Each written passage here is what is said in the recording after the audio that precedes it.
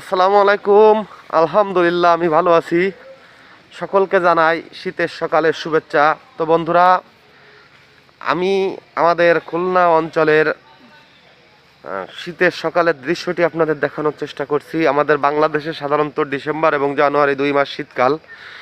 তো আজকে জানুয়ারি মাসের 4 তারিখ।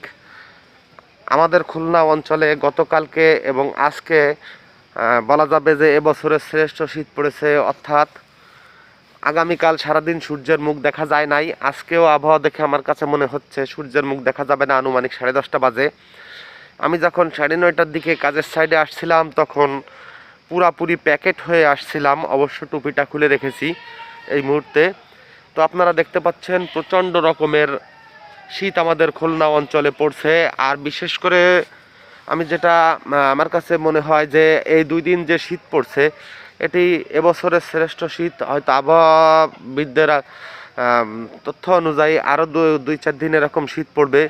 তো বিশেষ করে ছোট বাচ্চাদেরকে এবং মুরব্বীদেরকে, বয়স্কদেরকে এই শীতের থেকে সাবধানে রাখার চেষ্টা করবেন। সবাই পর্যাপ্ত পরিমাণে কাপড় চোপড় পরবেন এবং বেশি ঠান্ডা লাগাবেন না।